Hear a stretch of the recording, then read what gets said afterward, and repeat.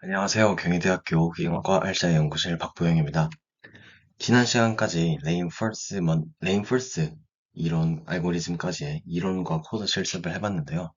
이번에는 그 폴리시 그레디언트의 기초가 되는 레인포스 알고리즘에 이런저런 것들을 추가로 붙여가지고 PPO 알고리즘 이론을 완성해 보도록 하겠습니다.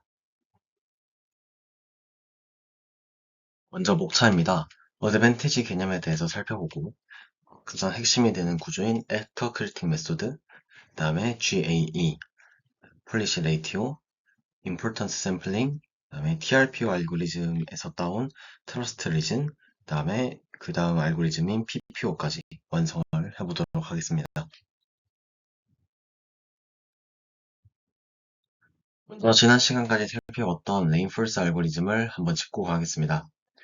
리턴이 좋았던 액션은 강화하고 나빴던 액션은 약화시키는 가장 기본적인 폴리시 그레디언트 알고리즘으로 오브젝트 펑션이 아래와 같이 표현될 수 있습니다.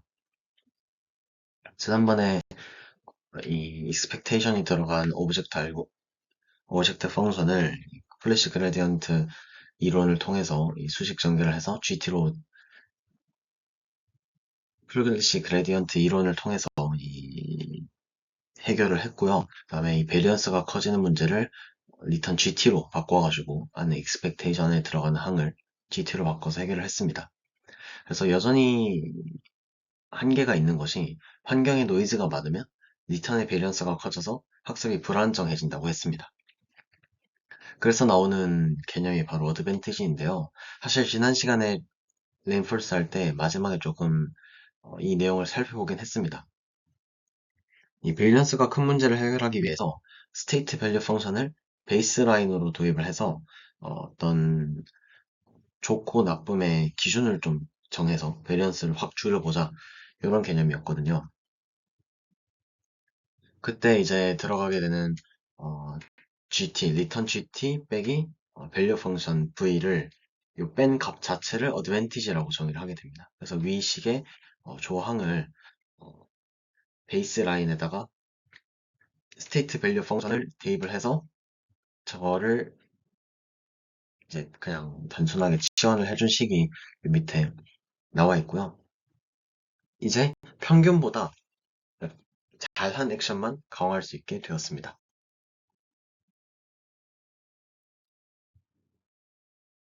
다음에 나오게 되는 개념이 바로 액터 크리틱입니다.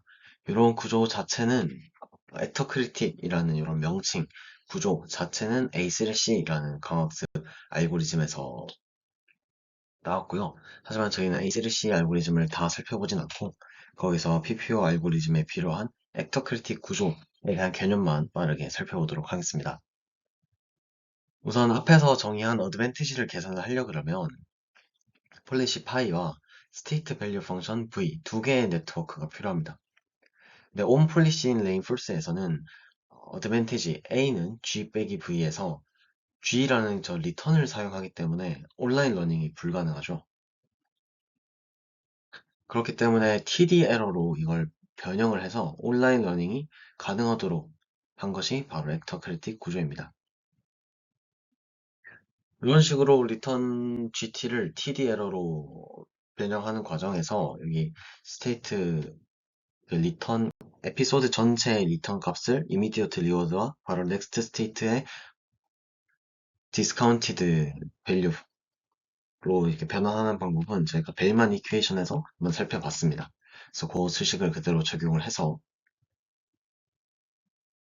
리턴 값을 이 TDL로 변형을 해주게 되면 되고요. 이렇게 변형된 수식을 이용해서 엑서크리틱 구조를 형성하게 되는 게 바로 아래에 있는 그림과 이 수식들이 되겠습니다.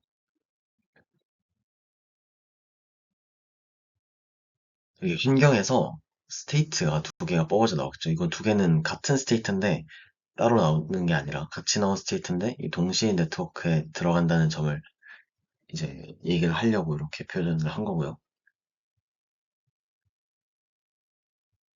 이렇게 스테이트가 들어오면 비헤이비어 네트워크는 여기서 액터라고 표현을 하겠습니다.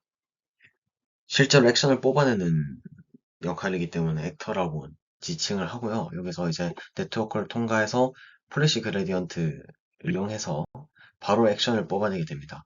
플래시 그레디언트를 이용하기 때문에 바로 액션을 컨티뉴어스하게 출력할 수 있게 되는 거죠. 그 다음에 요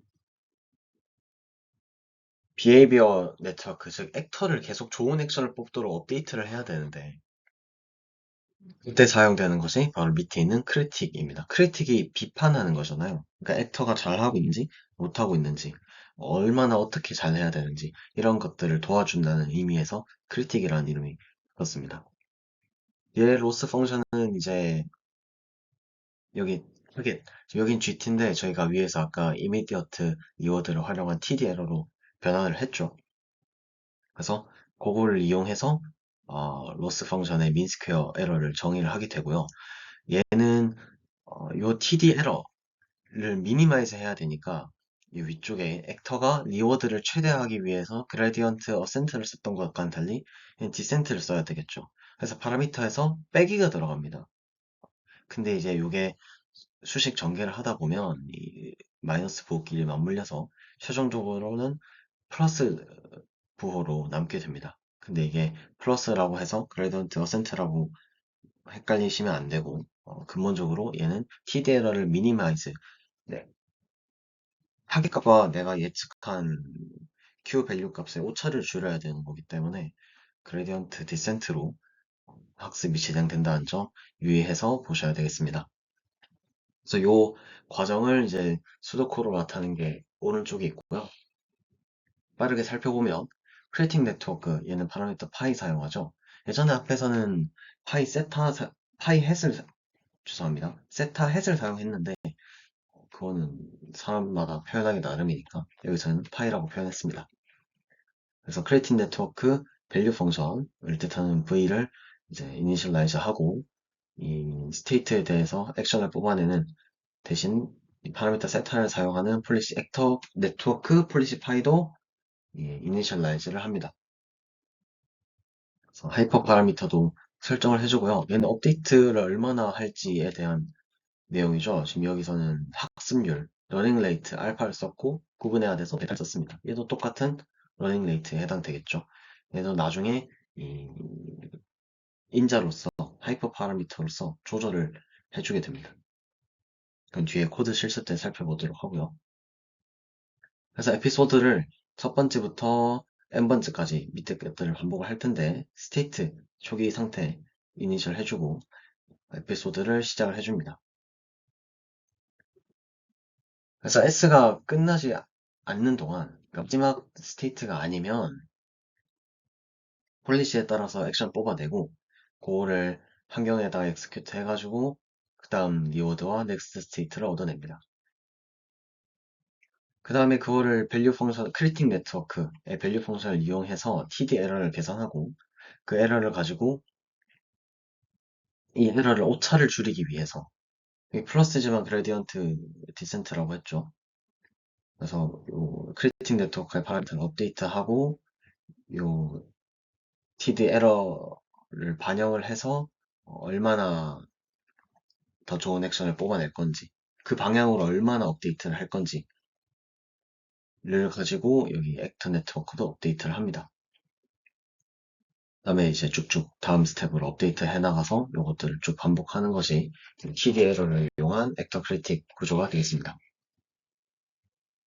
여기서 이제 살펴봐야 될 점은 좀 짚고 넘어가야 될 점은 여기 액터를 출력하려고 그러면은 얘는 온폴리시를 사용하고 근데 크리틱은 밸류 펑션을 해야 되는데 얘는 TDL을 GT를 사용하면은 온라인 러닝이 안 되잖아요. 그렇기 때문에 얘를 return GT가 아니라 TDL로 변형해줬다 라는 점이 첫 번째로 짚고 넘어가야 될 점입니다. 그리고 두 번째는 얘는 TDL을 미니마이즈 해야 되기 때문에 죄송합니다. 다시 정리를 하면 크리틱은 얘가 얼마나 좋은지 나쁜지를 평가를 해주고 좋은 만큼 액터가 업데이트 된다. 이렇게 보시면 될 것 같아요. 그러니까 방향은 액터가 정하는데 그 방향으로 얼마나 갈지를 크리틱이 정해주는 겁니다.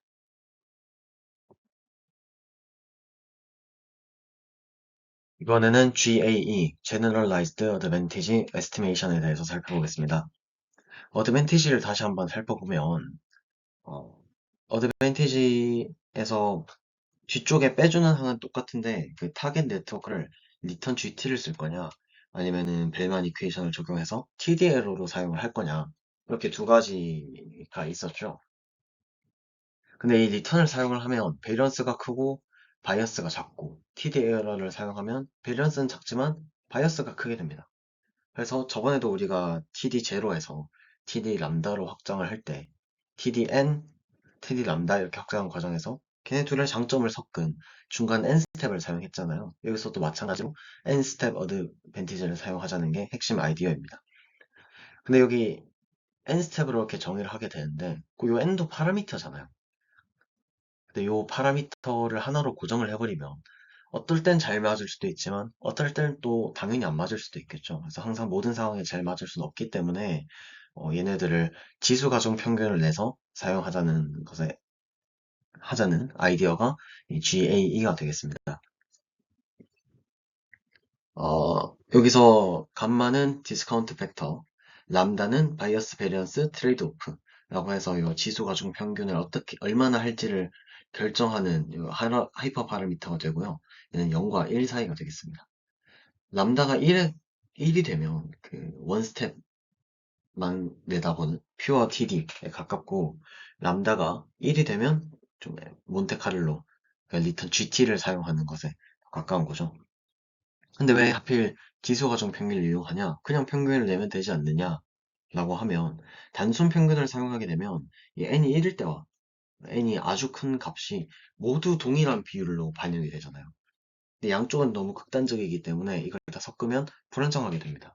그래서 이런 TD 에러의 기여를 시간에 따라서 지수적으로 줄여가지고 믹스해주는 것이 지수가 평균을 이용하는 GAE의 핵심 아이디어입니다.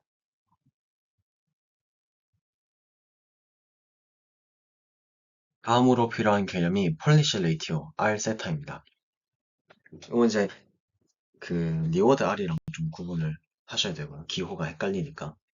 개념 자체는 완전히 다릅니다. 샘플 효율을 높이기 위해서 예전에 리플레이 버퍼, DQN에서 리플레이 버퍼 사용한 거 기억하시죠? 그때 이 리플레이 버퍼는 이게 한 번만 쓰고 데이터가 버려지는 게 아깝잖아요.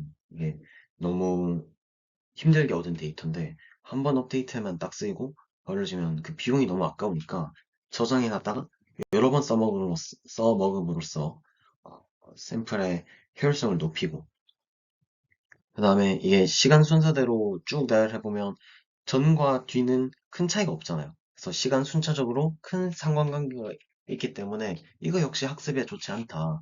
그래서 그거를 블럭 단위, 튜플 단위, 트랜지션 단위로 다 잘라가지고 저장을 해놓고 랜덤으로 뽑아서 학습을 시키면 그런 순차적인 상관관계가 강한 것을 해소할 수 있다. 라는 점이 이제 리플레이 버퍼, 그러니까 데이터를 재사용하는 주된 이유였죠. 여기서도 똑같습니다. 샘플 효율을 높이고 그런 것들을, 그런 문제들을 해소를 해야 되는 건데, 근데 왜 리플레이 버퍼처럼 트랜지션 튜플, 예전에 쓰던 대로 리플레이 버퍼를 쓰면 되지, 왜 롤아웃이라는 거를 또 새롭게 가져와야 되느냐? 한번 보면 리플레이 버퍼는 오프 폴리시에서 사용을 하게 됩니다. 이 폴리시에 상관이 없습니다. 지금 오프 폴리시를 보면은 그 액터 네트워크와 크리틱 네트워크가 완전히 분리되어 있잖아요. 그렇기 때문에 여기 업데이트하는 수식에 보면 어디에도 그 폴리시랑 관련된 인자가 없죠. 전혀 상관이 없습니다. 그런데 이 onPolicy에서 이 오브젝트 펑션 업데이트하는 걸 보면 현재 폴리시에서 수집된 샘플의 익스펙테이션을 사용하도록 되어 있습니다. 그래서 이 롤아웃을 업데이트를 그 너무 오래 냅두고 그러니까 리플레이 버퍼처럼 너무 오래 수십 수천 번 전 스텝 거를 사용하게 되면 샘플 데이터를 수집했을 때 폴리시의 그 파라미터와 현재 폴리시의 파라미터가 다르겠죠. 그러니까 이 데이터의 그 파라미터 분포가 너무 달라지게 되는 거예요. 그래서 이를 해결하기 위해서는 샘플 효율성을 높이기 위해서 과거 데이터를 써야 되는 건 맞는데 이를 해소하기 위해서는 과거 폴리시로 만든 모든 오타입니다. 과거 폴리시로 만든 샘플 데이터를 현재 폴리시 기준으로 새롭게 해석해야 되겠죠. 그 방식을 도와주는 것이 바로 폴리시 레이티오입니다. 아래와 같이 정의가 되고 옛날 폴리시 분의 최신 폴리시의 비율, 바뀐 비율을 얘기하는 거죠. 그걸 폴리시 레이티오라고 정의를 하고 이 RT 값이 1보다 크면 새 정책이 그 행동을 예전보다 더 선호한다는 얘기고 RT가 1보다 작으면 요 새로운 정책이 그 행동을 새 정책이라고 요 위에 있는 거겠죠. 새 정책이 예전보다 그 행동을 덜 선호한다. 그렇게 보시면 되겠습니다. 아까 폴리시 레이티오와 연결되는 개념이 바로 임포턴스 샘플링인데요. 저희가 아까 최종적으로 구하고 싶은 거는 현재 폴리시로 뽑아낸 현재 폴리시에 대한 익스펙테이션을 계산을 해야 됩니다. 아까 그 샘플 폴리시 레이티오로 옛날 데이, 옛날 액션을 더 선호하는지, 최신 액션을 더 선호하는지, 새로운 액션을 더 선호하는지, 그런 것들은 해석이 됐는데, 이제 거기에 대한 익스펙테이션도 구해야 돼요. 그래서 등장하는 개념이 importance sampling입니다. 원래 분포 px에 대한 익스펙테이션을 구하고 싶으면 아래 수식과 같이 간단하게 구할 수 있겠죠.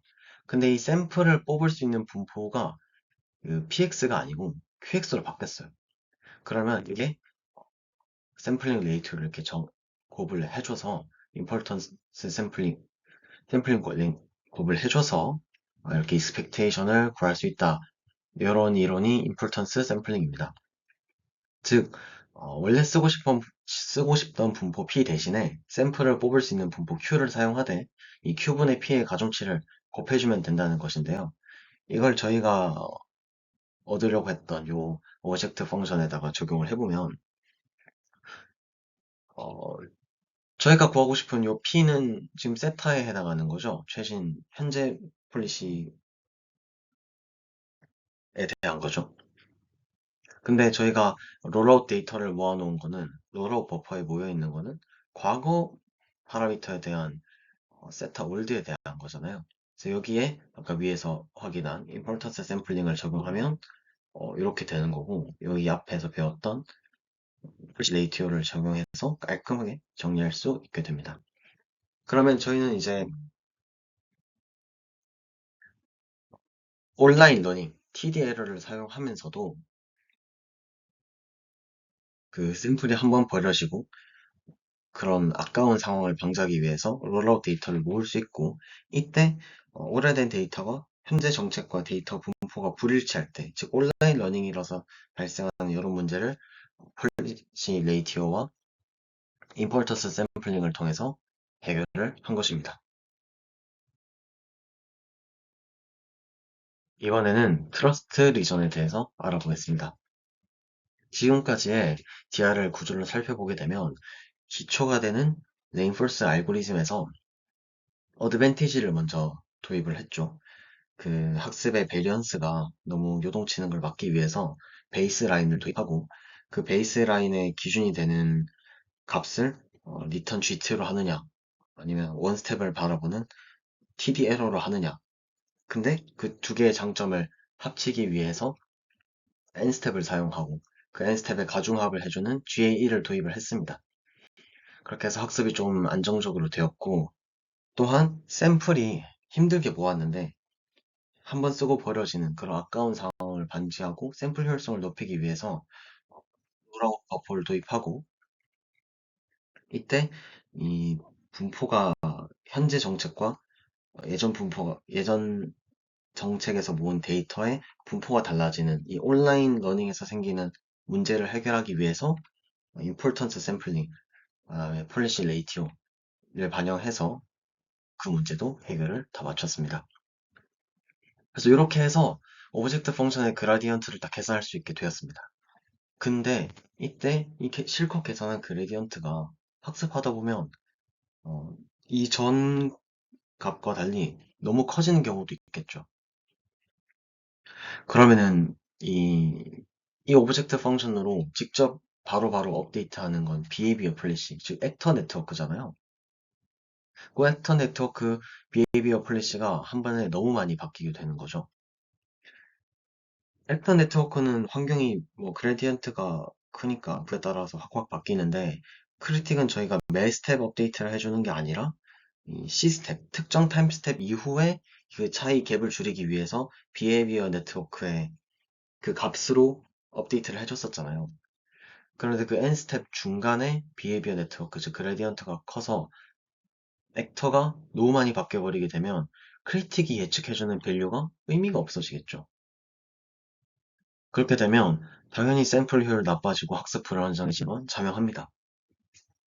그래서 이 트러스트 리전이라는 아이디어는 폴리시 업데이트를 할 때 너무 급격하게 변하지 않도록 안전 범위 안에서만 움직이자. 이 자동차 핸들을 이렇게 움직여야 되는데 너무 확 꺾으면 180도, 90도 이렇게 확 꺾어버리면 가드레일을 뚫고 나갈 거잖아요. 그러지 말고 요 안전선을 그어서 그 안에서만 자동차 운전을 하도록 하자. 그런 핵심 아이디어가 TRPO 알고리즘에서 제안이 됐고요. TRPO 알고리즘에서 그 안전선, 그 가이드라인으로 그 가드레일과 같은 기준을 하는 안전선으로 KL 다이버전스를 사용을 했습니다. 근데 저희는 이제 TRPO 구현을 할 건 아니기 때문에 이런 그 트러스트 리전이라는 그 아이디어만 가져가도록 하고 TRPO 알고리즘의 한계는 아이디어는 좋지만 이 KL 다이버전스를 이 학습에 직접 구현을 하기에 좀 복잡하고 기준이 좀 엄밀해야 되는데 좀 잘 안 된다 그런 한계가 있습니다. 그래서 여기서 넣어가게 되는 것이 PPO가 되는 거죠. 드디어 이번 튜토리얼의 목표인 PPO 알고리즘까지 왔습니다. Proximal Policy Optimization이라는 것의 약자인데요. 아까 학습의 알고리즘 자체는 TRPO랑 똑같습니다. 그런데 여기서 바뀐 점은 그 트러스트 리전의 개념인 정책의 극변 방지를 그 기준을 KL 다이버전스가 아니라 그 레이티오 클리핑으로 해결했다는 점인데요. 다시 폴리시 레이티오 개념을 다시 살펴보면 수식으로는 이렇게 정의가 되고 이 레이티오가 1보다 크면 새 정책이 이 행동을 더 자주 하고 싶어 한다. 그렇기 때문에 이 샘플의 영향력을 증폭시키게 되고 이게 1보다 작게 되면 새 정책이 이 행동을 전보다 덜 자주 하고 싶어 한다. 그래서 이 샘플에 요거 앞에 곱해주면 이 샘플의 영향력이 1보다 줄어드니까 자연스럽게 줄일 수 있겠죠. 근데 이 폴리시 레이티오가 너무 크면 그러니까 예전 거에 비한 현재 거의 비율이니까 이게 너무 크면 많이 변했다는 신호가 되겠죠. 그래서 PPO에서는 이걸 기준으로 클리핑을 적용을 하게 됩니다. 그래서 그 클리핑의 기준을 입실론이라고 정의를 한다면 만약에 이 클리핑 다시 폴리시 레이시오가 1 플러스 입실론 내가 정한 기준값보다 더 크면 크든 말든 잘라버리고 입실론만큼만 반영을 하겠다, 업데이트 반영을 하겠다라는 뜻이고 마찬가지로 1 마이너스 입실론보다 작으면 어, 더 작은 값들을 잘라버리고 1 마이너스 입실론까지의 영향만 반영을 하겠다라는 겁니다. 당연히 이 사이에 있으면 그대로 레이티오 사용하면 되겠고요.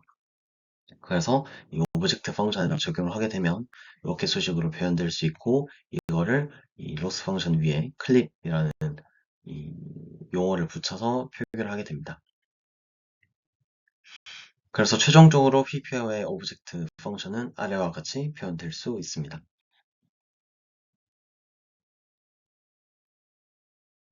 이제 최종 정리를 한번 해보겠습니다. 수도 코드를 통해서 알고리즘의 흐름이 어떻게 굴러가는지 순차적으로 따라가 보도록 하겠습니다. 먼저 환경에서 스테이트가 들어오겠죠. 그러면은 액터에서는 현재 파라미터 세타를 이용해서 액션을 뽑아낼 겁니다. 이 액션도 네트워크이기 때문에 컨티뉴어스하게 뽑아낼 수 있겠죠.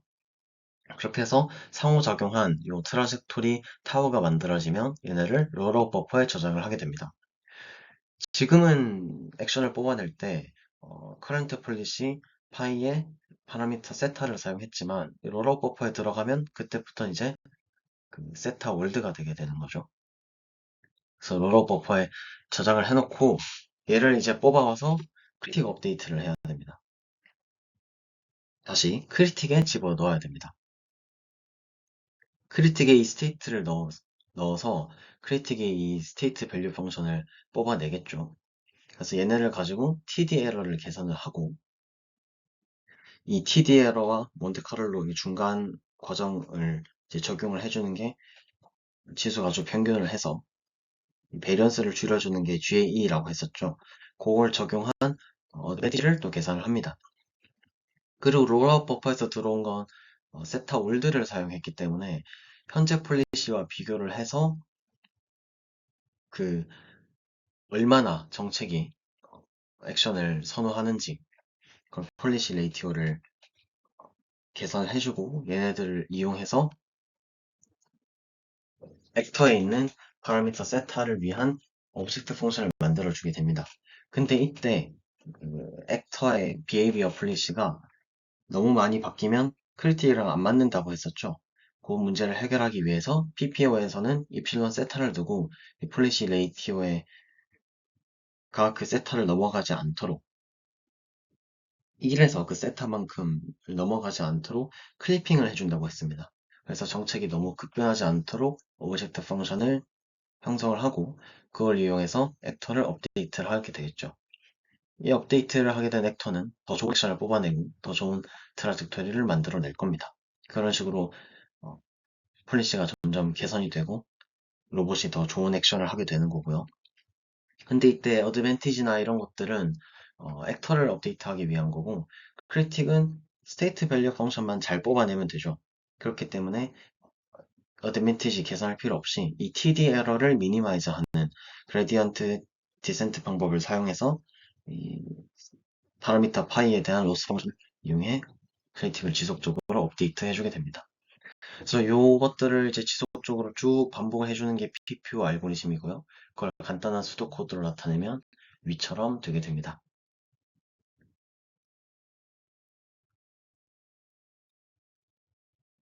다음으로는 PPO 코드 실습을 해보도록 하겠습니다.